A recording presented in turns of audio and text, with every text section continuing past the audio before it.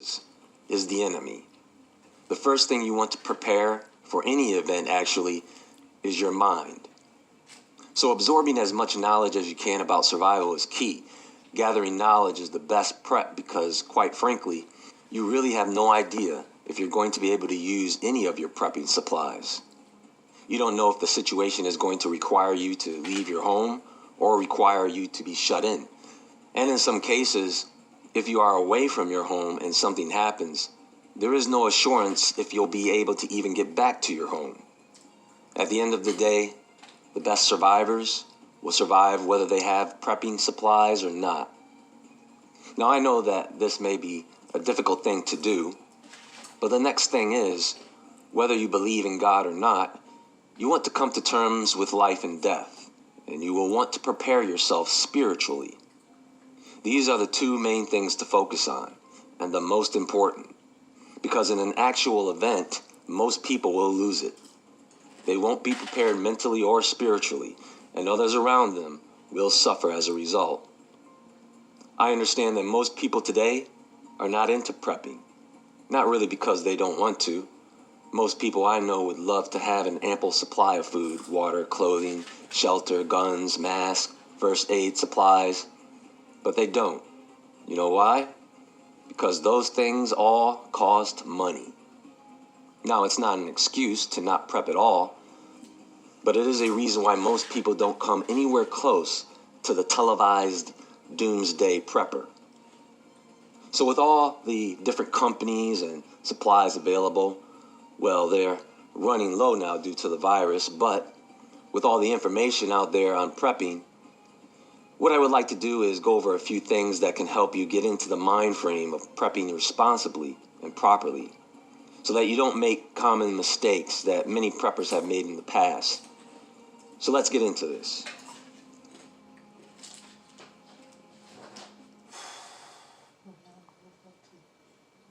So first things first, because of what's happening today, advanced prepping supplies may be limited, namely long-term storable food, masks, first aid kits, hazmat suits.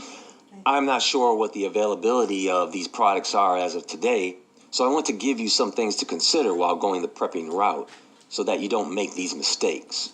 Now, if you are alone or live alone, that's one thing, but ideally, you do not want to do this alone. You want to involve family and very, very close friends that you trust. And not just trust, but that you trust with your life. If you live with family, you absolutely need to involve them for several reasons that I am about to get into. Not only do you want to get them involved, but you want to share with them the information that you acquire on this matter. One of the reasons I said you need knowledge first is because many people lack simple survival skills. Do you know how to build a fire? Do you know how to use a knife as a multi-tool while keeping that knife sharp? Do you know how to forage for wild foods without poisoning yourself and or your family? Do you know how to hunt, trap animals? Do you know how to gut clean and skin those animals? What about storage? If there is no power or refrigeration, do you know how to store certain food items? Let me ask you a question. Whether you own a firearm or not, do you know how to defend against multiple invaders at once? These are a few of the many things you will want to gain more intel on as you prep. Which brings up another point. Some people out there think that the only thing they need to prep is weapons. And I really do think I need to explain why that is not a good idea. Spending too much time on home defense tends to take away from the expenses of stocking other supplies, like food. You want to have the minimum, but you do not want to go overboard, giving yourself a false sense of security. Most people I know who own guns, when it comes to skills, they're not John Wick. Get the NetSpend All Access account by MetaBank. It comes packed with the features you deserve, like direct deposit, so you can get paid up to With that said, when it comes to evaluating the risk, defending your home should not be the first on your list, because people coming after you and your stuff usually happens later on. You need to prepare for the greatest threat first. Or in other words, you need to prepare for a series of events in the order that they most likely will occur. The most common thing to occur in an event is usually a power outage. Do you have a generator or generators? If so, how is your fuel supply? Most people right now don't even have a full tank of gas in their vehicle. Do you know how to store gasoline? Because of oxidation, it only lasts around 6 months. So it's going to be very tricky to store it while waiting for something bad to happen. Which brings us to the matter of rotation. When storing gasoline, you want to establish an ample supply, and then you want to use the gas as you store it, using the oldest gas first in rotation so that you always have a fresh supply of gasoline. The same with food and water. All that stuff needs to be constantly checked and rotated like you're the stock clerk at a grocery store. You can't just throw food on a shelf and just leave it there for emergencies only. It should all be things that you are consuming regularly, and it should be replaced regularly. And make sure that the food you are storing is food that you will actually eat and enjoy eating. It makes no sense to stock up on dried vegetation that you can't stand the taste of. And you really have to consider where you are storing this stuff. You can't just throw it in the basement. You need to know the temperature and humidity, or you'll wind up locking yourself in a bunker with bad food and water. Do you know how to store water? For example, you can't just rest 5-gallon plastic jugs of water on concrete, as the water will absorb those chemicals through the plastic over time. They have to be off the ground. Did you know this? Do you know about stacking certain foods on top of each other? Vacuum sealing, jarring, and canning food, things like that. Do you know how bacteria forms and how long certain foods last before expiration? Do you understand that food labels with expiration dates are only there due to regulations? It doesn't mean that on those dates that the food is no longer good for consumption. Speaking of food storage, do you know how much food you will need in any event? Do you know how much water you will need? You cannot afford to be short on these two supplies. And that really comes down to organization of your prepping supplies. You need to know exactly what you have, where it is located. Some people go out and get all these supplies. They stick them in a closet or basement thinking that they are going to get to the organization part later.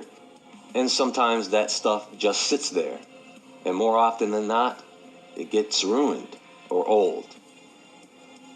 You should have a 3-day supply of food and water. And that's all you need, because that's how long it would take for us to come save you. We'll give you everything you need. Folks, you need at the very minimum 2 weeks worth of supplies, with the mindset that nobody is coming to save you. And this is one of the reasons you cannot trust the authorities and their advice for prepping. They want you to have 3 days while they have underground cities with a decade worth of supplies.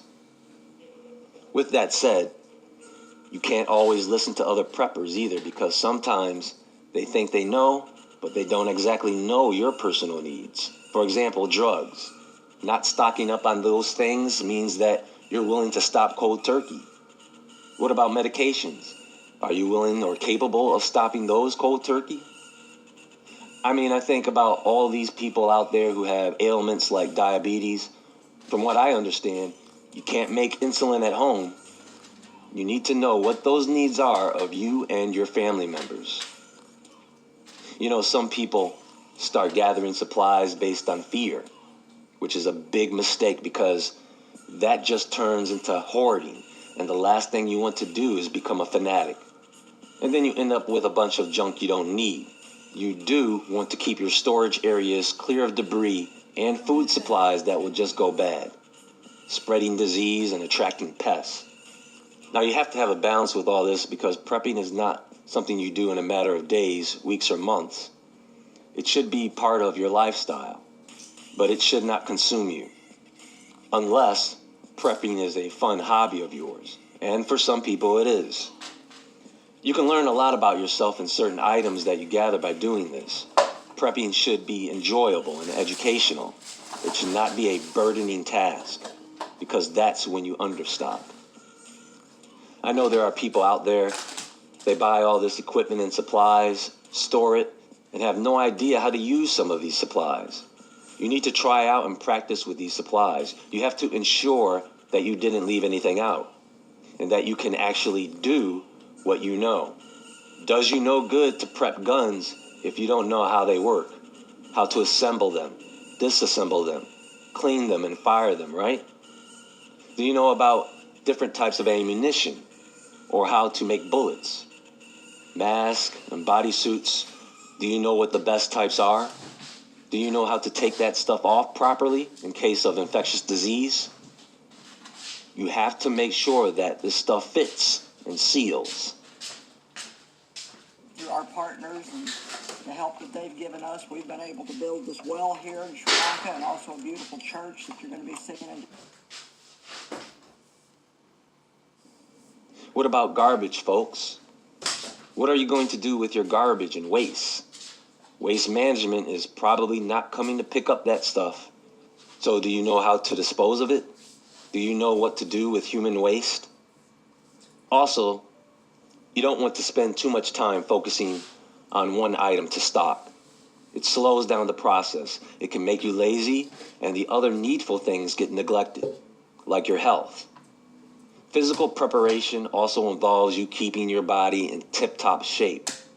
I mean, if you need to at some point flee on foot, that's going to be an issue if you can't run, or if you don't have the means to keep you healthy while traveling. And that really comes down to planning things out well. Planning your escape routes and destination, and having several locations for supplies if possible. You need to know what to do first in order of procedure, and you need to know what the authorities are going to do in order of procedure. How long it takes them to set up quarantines, curfews, all that stuff. You need to know how they operate in those scenarios. You know, there are people out there who consider themselves preppers, and sometimes they can break one of the most monumental rules of prepping, and that is opening their big mouth. Some people can get ahead of themselves and start babbling to people, their neighbors, about what they have in stock. Big mistake.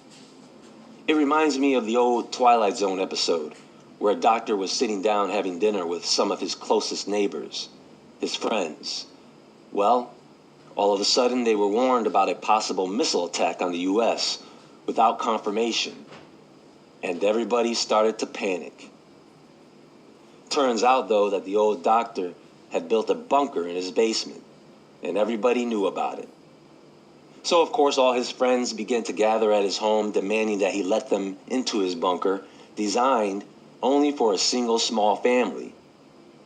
All hell broke loose. Violence and aggression erupted out of desperation, and they ended up breaking down the bunker door by force, only to find out that the warning was a false alarm. At the end of the day, we cannot let fear become the source and fuel for prepping for disaster. It doesn't work. And we cannot let our guard down, put our complete confidence in others, because fear is what will drive them against you. It will cause them to make irrational and rash decisions that could very well mean the end of the well-being of you and your family. So, make sure you realize and understand ahead of time the reality of humanity.